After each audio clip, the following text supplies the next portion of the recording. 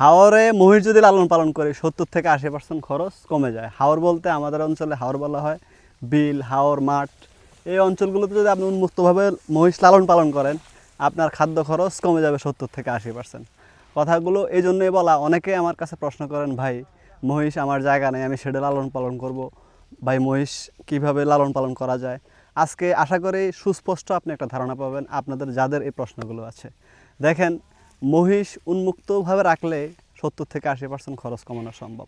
একটা মহিষ যদি আপনি শেডে লালন পালন করেন, সেই মহিষগুলোকে যদি আপনি দানাদার খাবার দেন, তাহলে 2 বেলা অন্তত তার বডির যদি আপনার 1% যদি 100 কেজি ওজন হয়, তাকে যদি 1 কেজি দেন, তো একটা মহিষ, বড় মহিষ যদি 5 থেকে 600 কেজি 700 কেজি লাইভ ওয়েট থাকে, তার গ্রোথের জন্য তাকে অন্তত আপনি যদি ফ্যাটেনিং করেন 6 থেকে 7 কেজি দানাদার খাবার তাকে 2 বেলা দিতে হবে। তো 2 বেলা যদি আপনি 6 থেকে 7 কেজি দানাদার খাবার তাদেরকে দেন, তাহলে 40 টাকা করে যদি ধরি, আমি 6 কেজি খাবারের দাম 240 টাকা। ইলেকট্রিসিটি আছে, বিদ্যুৎ মানে লেবার কস্ট আছে। আপনি যদি একজন লেবার দিয়ে লোক গরু পালান, অন্তত মহিষ পালান 5-6টা বা 7টা 8টা 10টা, তাহলে আপনার পোষাবে। 10টা মহিষের নিচে পারলে কিন্তু আপনি পোষাতে পারবেন না। তাহলে ওই যদি মাথা পিছু যদি আমি প্রত্যেকটা মহিষের প্রতি যদি লেবার কস্ট ধরি প্রতিদিন 50 টাকা, বা এর কম হতে পারে 30 থেকে 40 টাকা, তাহলে 240 টাকা আর হচ্ছে 30 টাকা, 270 টাকা। এবার যদি 2 টাকা কেজিতে আপনি যদি ঘাস উৎপাদন করে খাওয়ান, তাহলে তার প্রতিদিন 30 কেজি ঘাসের প্রয়োজন, এখানে আছে 30 টাকা, তাহলে 300 টাকা। মেডিসিন অন্য আদার্স কস্ট আছে আরও 20 টাকা, তো 320 টাকা। মাসে 9,000 থেকে 10,000 টাকা প্রত্যেকটা মহিষ। 10টা মহিষ যদি লালন পালন করেন, প্রতি মাসে তাদের খাদ্য খরচ আসবে 1,00,000 টাকা, এটা যদি আপনি সেটা লালন পালন করেন। এবার এই বিষয়টা যদি আমি হাওরে, যেমন আমরা এখন হাওরে মহিষ লালন পালন করতেছি, তো এই হাওরে যদি আমরা মহিষ লালন পালন করি, আমাদের খরচ কত আসতেছে। আমি সহজ একটা সমীকরণ, এখানে আমরা 22টা মহিষ দিয়ে একটা লোককে ছেড়ে দিই, সে সারাদিন মহিষগুলোকে রাখে। ইভেন সকালে একটা লোক, তার সাথে আরও একটা লোক 2 ঘন্টা শ্রম দেয়, বিকেলে আধা ঘন্টা শ্রম দেয়, তাহলে 2.5 ঘন্টা ওই লোকটা এই মহিষগুলোর পিছনে শ্রম দেয়। টোটাল ধরে যদি আমি একজনের বেতন, ওনার বেতন 20,000 টাকা থাকা খাওয়া দিয়ে, আর যে কাজ করে তার যদি 2 ঘন্টা শ্রম ধরি, সেখানে আর 100 টাকা, তাহলে তার 700 আর হচ্ছে 100 টাকা। প্রতিদিন যদি একজনে যে 3 ঘন্টা শ্রম দিচ্ছে, তার হচ্ছে 100 টাকা, তার হচ্ছে 700 টাকা, 800 টাকা আমাদের বর্তমানে শুধু বেতন বাবদ তাদের খরচ প্রতিদিন। আর খাবার খরচটা এখন আমরা প্রতিদিন 15 কেজি শুধু বিকালে যাওয়ার পরে 15 থেকে 20 কেজি দানাদার খাবার দিচ্ছি, যার আনুমানিক খরচ যদি আমরা ধরি, তাহলে 10 কেজির দাম যদি হয় 400 টাকা, 15 কেজির দাম হচ্ছে 600 টাকা, তাহলে 600 আর হচ্ছে প্রতিদিন আমাদের ওয়ার্কার বিল আসতেছে 800, তাহলে 1400 টাকা। মাসে ধরেন 44,000 বা 45,000 টাকা। তা আমরা হাওরে লালন পালন করার কারণে 20টা মহিষ বা 22টা মহিষ আমাদের প্রতি মাসে খরচ আসতেছে 45,000 টাকা, মেডিসিন বিল সহ।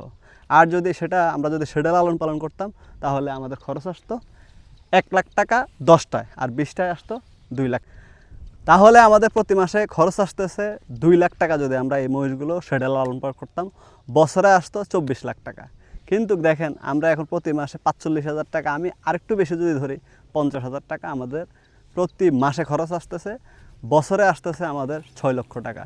তাহলে দেখেন, এখানে 20 লাখ আর হচ্ছে 6 লাখ, 14 লাখ টাকা আমরা রিকভারি করতে পারতেছি। এর মাঝে আপনাদের প্রশ্ন আসতে পারে, ভাই আমরা সারা বছরকে হাওড়ে রাখতে পারি না? আমরাও সারা বছর হাওড়ে রাখতে পারি না। আমরা বছরে 3 থেকে 4 মাস আমরা তাদেরকে শেডে লালন পালন করতে হয়, যদিও 4 মাস না, 2.5 থেকে 3 মাস আমরা তাদেরকে শেডে লালন পালন করি। এখন এই 20টা মহিষ থেকে আমাদের কত টাকা প্রফিট? শুধু খাদ্য খরচে যদি ধরি, প্রতি বছর আমাদের 15 লাখ টাকা সেভ হচ্ছে, শুধু একমাত্র উন্মুক্তভাবে লালন পালন করলে। আর আপনি যদি শেডে এদেরকে লালন পালন করতেন, 18 থেকে 20 লাখ, আমি ধরতাম যে আপনি অনেক খাবার খরচ কম দিতেন, বা যাদেরকে আমি বড় মহিষের হিসাব দিয়েছি, ছোটোগুলোরও কম লাগতে পারে। এই হিসাবটা যদি আমি করি, তাহলে এটাও আমাদের একটা পয়েন্ট থাকতে পারে। তাহলে খরচটা ধরেন 15 লাখ, আমি আরও 5 লাখ টাকা বাদ দিলাম। সেটা যদি আপনি লালন পালন করেন, তাহলে আপনার 15 লাখ টাকা খরচ আসবে। আর আমরা হাওড়া যখন লালন পালন করতেছি, আমাদের আসতে 6 লাখ টাকা। তাহলে বছরে কিন্তু 8 থেকে 9 লাখ টাকা 20টা মহিষ যখন আপনি সেটা লালন পালন করবেন, তার সাথে একটা কম্পেয়ার থাকবে। যারা এই হিসাবগুলো করেন, আশা করি এই ভিডিও থেকে আপনারা বিষয়টা ক্লিয়ার একটা সুস্পষ্ট ধারণা পেয়েছেন। কারণ মাথা পিছু যদি আমি ছোট্ট বড় সবগুলোকে ধরে যদি বড়টাকে 4 কেজি দিই, আর যদি ছোটোটাকে 1 কেজি দানাদারও দিই, তাহলেও কিন্তু আমার এই খরচটা আসবে যদি আমি শেডে লালন পালন করি। আর যেহেতু আমি হাওড়ে লালন পালন করার কারণে আমাদের খরচটা এখন কম আসতেছে। তো এই হচ্ছে আমাদের আজকের বিষয়বস্তু। আশা করি আপনারা ক্লিয়ার হয়েছেন। আর আপনি শেডে যখন লালন পালন করবেন, আরেকটা দিক গুরুত্বপূর্ণ, সেটা হচ্ছে একটি মহিষ যখন হিটে আসে, মহিষের হিট কনসেপশনটা অনেক খামারি বা নতুন যারা তারা কিন্তু বুঝতে পারে না। যখন আপনি মহিষের সাথে চলতে চলতে বা অভিজ্ঞতা অর্জন হয়ে যাবে, তখন আপনার এই বিষয়টা ক্লিয়ার হয়ে যাবে। 2-4টা হিট যখন আপনি ধরতে পারবেন, একটা মহিষ যখন 20টা মহিষ যখন আপনি ছেড়ে রাখবেন, একটা সাইডে যখন আপনি পুরুষ মহিষটাকে রাখবেন, মহিষ হিটে আসলে কিন্তু সে ডিটেকশনটা মানে হিটটা যে নির্বাচন করা পুরুষ মহিষটা সেটা করতে পারে না। এখানে আমাদের পুরুষ যে মহিষগুলো আছে তারা কিন্তু যখন ফিমেল যে মহিষগুলো আছে হিটে আসে, তারা কিন্তু ডিটেকশন করতে পারে, ধরতে পারে। তাহলে আমরা হাওরে লালন পালন করলে কিন্তু এই জিনিসগুলো খুব ইজিলি ধরতে পারতেছি, কিন্তু যখন শেডে লালন পালন করব অনেক হিট মিস যাবে, যেটা আমাদের পুরুষ মহিষও ধরতে পারবে না, কারণ তার গলায় রশি থাকবে। আর যে মহিলা মহিষ তার গলায়ও রশি থাকবে, সেও কিন্তু তার হিটে আসার যে মূল বিষয়টা সে পুরুষ মহিষকে জানান দিতে পারবে না। এই হচ্ছে শেডে মহিষ লালন পালন করা আরেকটি গুরুত্বপূর্ণ বিষয়। আর আরেকটা বিষয় হচ্ছে, বর্তমানে বাংলাদেশের ডেইরিতে বীজ কনসেপ্ট না করার কিন্তু মূল একটা সমস্যা হচ্ছে, আমরা স্টল ফিডিং গরুর গলায় রশি দিয়ে সেটা লালন পালন করি। কিন্তু যখন আমরা গরুকে উন্মুক্তভাবে লালন পালন করে তাদের প্রজনন ক্ষমতা, বাচ্চা প্রোডাকশন সব কিছু বিল্ড আপ করা, সেম মহিষের ক্ষেত্রে কিন্তু এই জিনিসটা খুব ভালো। কারণ মহিষ যখন আপনি চড়া পালবেন বা খোলামেলা জায়গা পালবেন, তখন কিন্তু মহিষের হিট কনসেপশন ভালো পুরুষে সেটা নিতে পারবে বা বুঝতে পারবে, আর আপনিও বুঝতে পারবেন কোন সময় হিটে আসে। মহিষের হিটটা কিন্তু ক্রিটিক্যাল, সাইলেন্ট হিট থাকে, খুব অল্প সময়ের ভিতরে কিন্তু লক্ষণটা প্রকাশ পায়। সেটা যদি আপনি সকালে ভোরে যদি আপনি ধরতে পারেন, তাহলে কিন্তু আপনি বীজ দিতে পারবেন, যদি সেটা লালন পালন করেন। আর উন্মুক্ত থাকলে তো এটা আপনার কোনো কথাই নেই, সে পুরুষটাই সে বুঝে নেবে কখন মহিষটা হিটে আসবে। এখন অনেকের মনে প্রশ্ন থাকতে পারে যে ভাই, আমার তো জায়গা নেই বা আমি উন্মুক্ত হাওর নেই, আমি কিভাবে মহিষ লালন পালন করবো, তাহলে কি আমার এই স্বপ্নটা স্বপ্নই থেকে যাবে? না, আমি তাদেরকে বলবো আপনার স্বপ্নটা আপনি পূরণ করতে পারবেন। দেখেন, মহিষের জন্য আহামরি শেড, উপরের মাচা চাল এগুলোর প্রয়োজন হয় না। মহিষ উন্মুক্তভাবেও কিন্তু চরাঞ্চলে লালন পালন যখন করা হয়, তাদেরকে কিন্তু শেডে রাখা হয় না রাত্রে, তারা এই খোলা আকাশের নিচে কিন্তু থাকে। তাই মহিষ যখন আপনি পালবেন বাসায় স্টল ফিডিং করে, মহিষের জন্য অন্তত 10 থেকে 15 হাত জায়গা যদি আপনি বেষ্টনী দিয়ে রাখেন, সেখানে তারা দিনের বেলায় ঘুরলে তখন আপনার হিট কনসেপশনের যে সমস্যাটা সেটা থেকে আপনি পরিত্রাণ পাবেন। এবং মহিষের সানলাইটের যে পশমের যে গ্ল্যামারটা, যেটা শেডের পারলে কিন্তু লালচে একটা ভাব চলে আসে, কিন্তু যখন রোদ্র পাবে তখন কিন্তু সেই সমস্যাটা থাকবে না, মহিষের গ্রোথও ভালো হবে।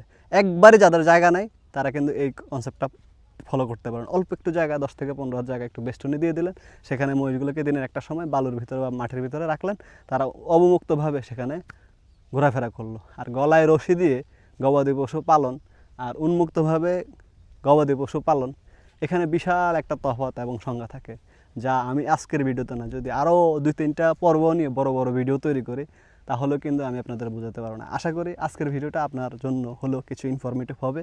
আর যারা বলতে চান যে ভাই আমি প্রবাস থাকি, আমি কিভাবে খামার করব, তাদের জন্য সাজেস্ট বা অ্যাডভাইস হচ্ছে আমার পক্ষ থেকে, আপনি আপনার বাড়িতে 2টা পুরুষ মহিষ কিনেন, তাদেরকে লালন পালন করার জন্য দেন, তারা লালন পালন করুক। যখন দেখবেন এখান থেকে আউটপুট আসতেছে 6 মাস লালন পালন করার পরে, তারপর আপনি পরিকল্পিতভাবে এখানে ইনভেস্ট করতে পারেন। মহিষ একটি সম্ভাবনা বাংলাদেশে, মহিষ খামারিরা সফলতারভাবে এগিয়ে যাক, এই প্রত্যাশা নিয়ে আজকের ভিডিও এখানে শেষ করছি। সবাই ভালো থাকবেন, সুস্থ থাকবেন। ভিডিওটি ভালো লাগলে অবশ্যই শেয়ার করবেন, ইউটিউব থেকে দেখে থাকলে অবশ্যই চ্যানেলটিকে সাবস্ক্রাইব করে দেবেন। আসসালামু আলাইকুম।